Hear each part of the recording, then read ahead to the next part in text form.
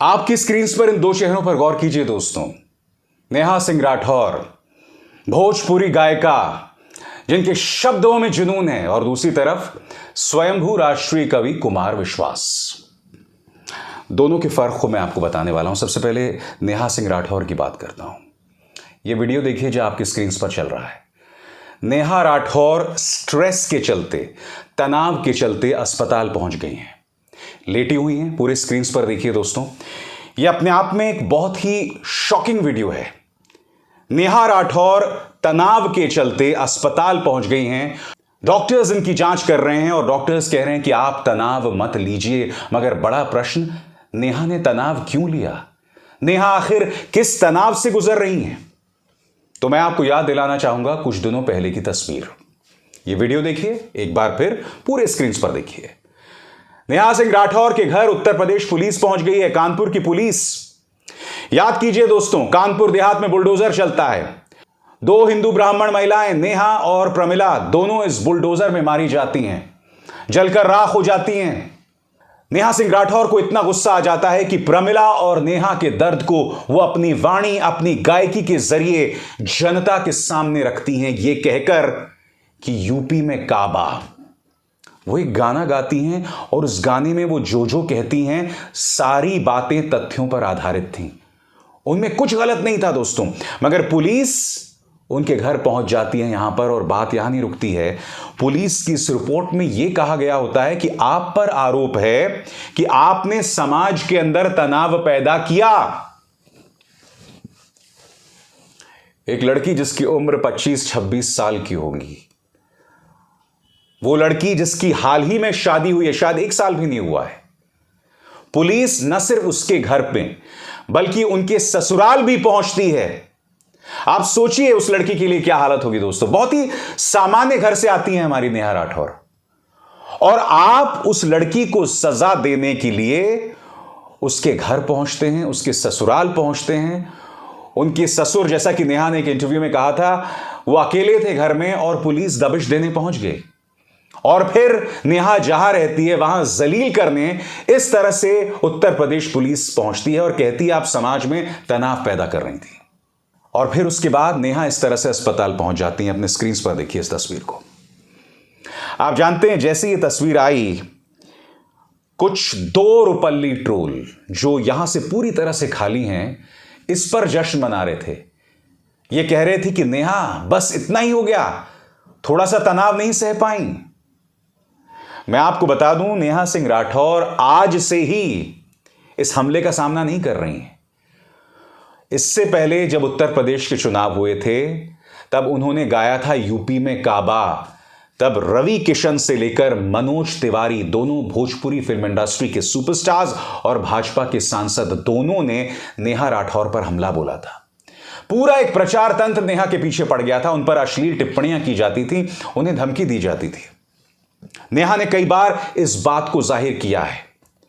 पहले से ही आपको गंदी गंदी बातें की जा रही थी, फबतियां कसी जा रही थी। पहले से ही मानसिक तौर पर आप निशाने पर थे। पहले से ही आप मानसिक तौर पर तनाव में थे, और उसके बाद पुलिस आपके घर पहुंच जाती है। न सिर्फ आपके घर बल्कि आपके ससुराल पहुंच जाती है। और एक और खबर आती है, हालांकि मैं नहीं जानता हूं कि इसका नाता नेहा सिंह राठौर पर पुलिस की दबिश के साथ है या नहीं। एक और खबर आती है कि उनके जो पति हैं नेहा सिंह राठौर के, वो काम करते थे दृष्टि IAS में, डॉक्टर विकास दिव्य कीर्ति के संस्थान दृष्टि IAS में। उनके पति को वहां नौकरी से निकाल दिया जाता है। हालांकि मैं स्पष्ट कर दूं, मैं नहीं जानता हूं कि उन्हें नौकरी से निकाला गया है नेहा सिंह राठौर पर पुलिस की दबिश के चलते। मेरे पास इस बात का कोई प्रमाण नहीं है, मगर एक खबर आ जाती है। नेहा सिंह राठौर और उनके पति भी कहते हैं कि इसकी टाइमिंग पर ढेरों सवाल हैं। उस लड़की की जिंदगी में सब चल रहा है और फिर वो अस्पताल पहुंच जाती है। कुछ लोग ये भी कह रहे हैं कि नेहा सिंह राठौर नाटक कर रही हैं, नेहा सिंह राठौर डर गई हैं।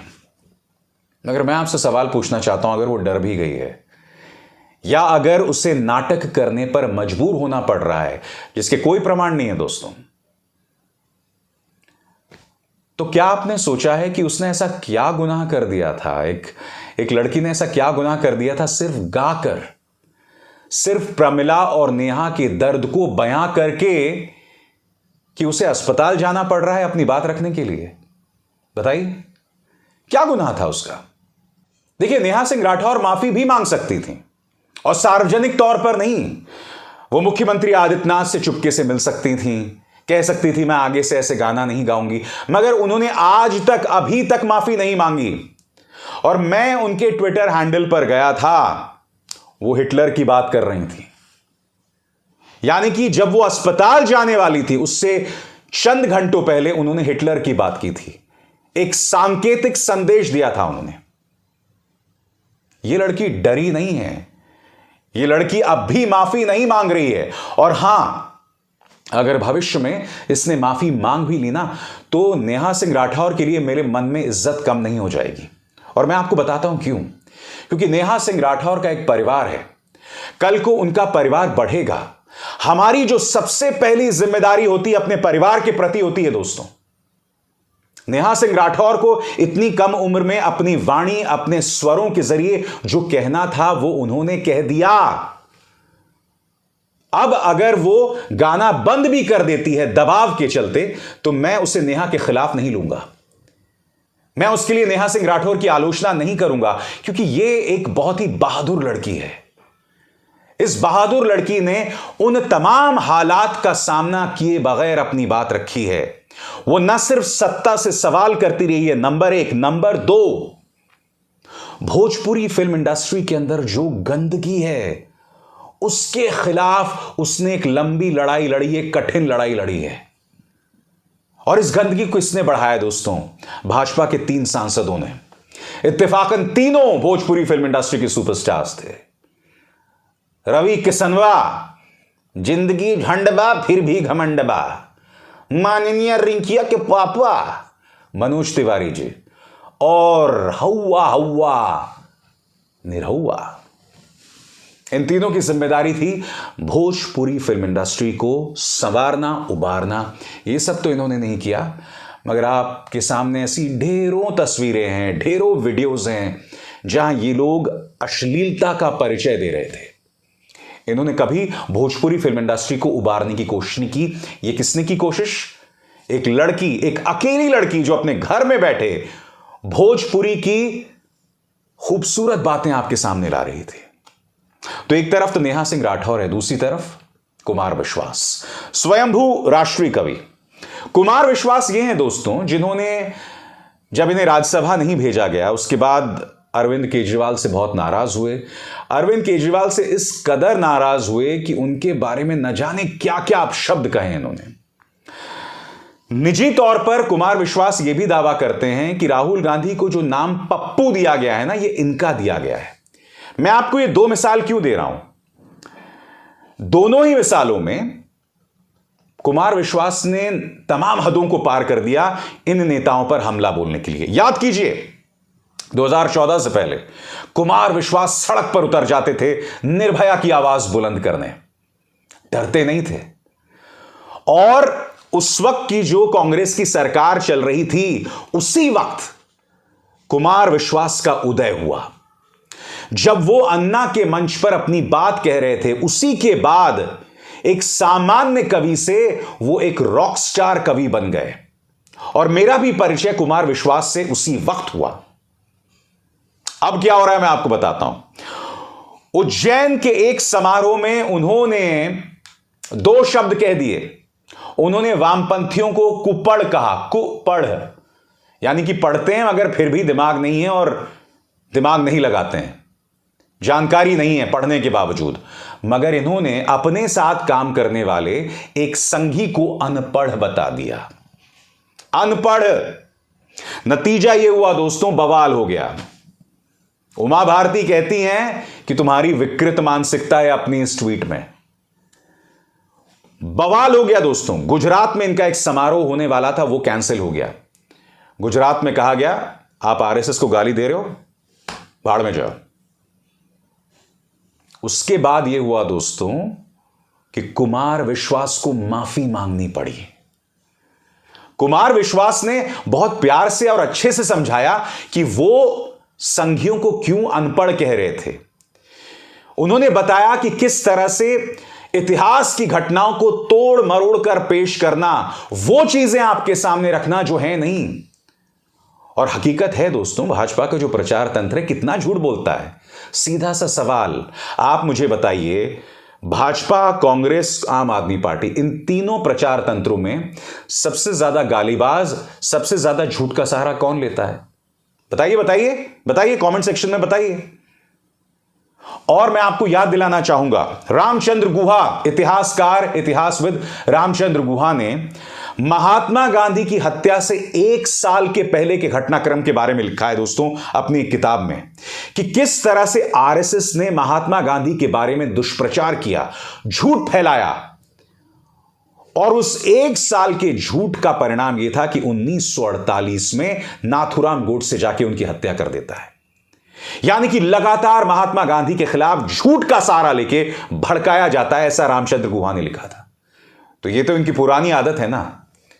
कुमार विश्वास ने कुछ गलत नहीं कहा उस लिहाज से, मगर बवाल ऐसा हुआ कि उस डर से कुमार विश्वास को गिड़गिड़ाना पड़ा, उन्हें यह तक कहना पड़ा कि मेरे पिता जो हैं वो संघ से जुड़े हुए हैं, आरएसएस से जुड़े हुए हैं, वो लगातार कोशिश कर रहे हैं। तो एक तरफ नेहा सिंह राठौर है, उसकी हालत इन्होंने इतनी खराब कर दी है दोस्तों कि वो अस्पताल पहुंच गई है, और एक दूसरी तरफ है कुमार विश्वास।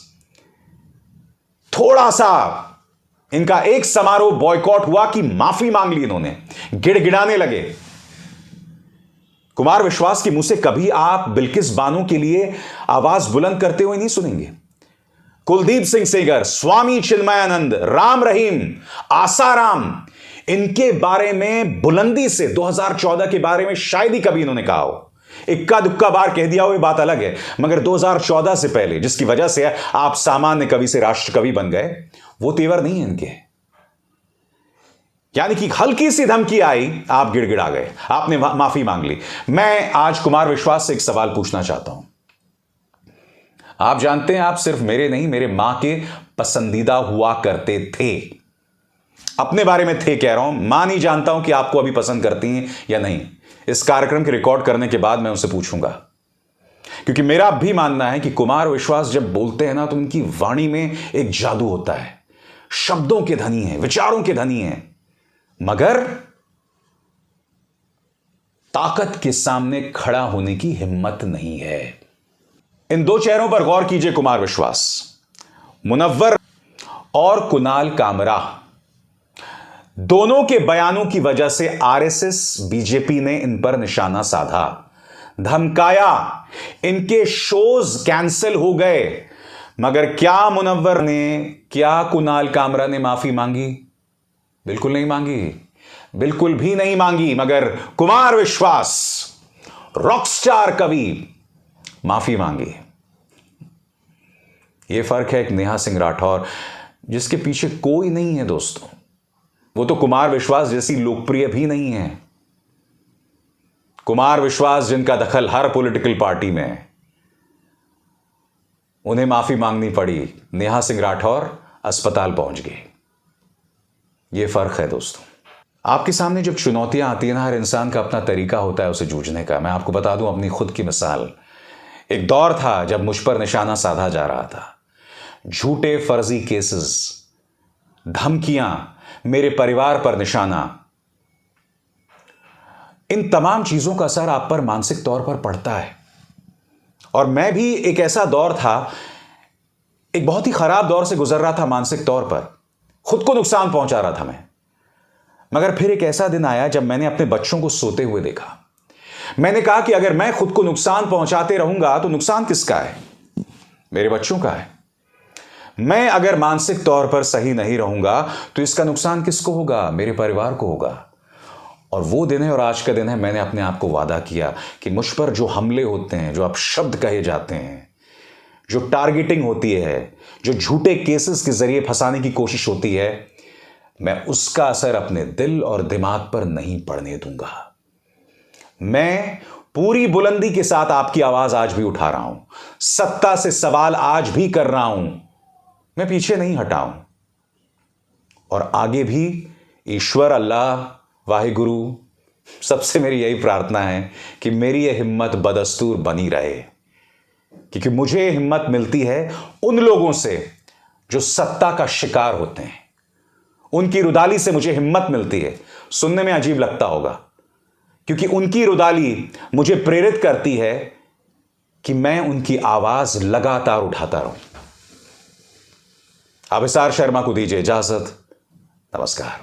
स्वतंत्र और आजाद पत्रकारिता का समर्थन कीजिए, सच में मेरा साथी बनिए। बहुत आसान है दोस्तों, इस ज्वाइन बटन को दबाइए और आपके सामने आएंगे ये 3 विकल्प, इनमें से एक चुनिए और सच के इस सफर में मेरा साथी बनिए।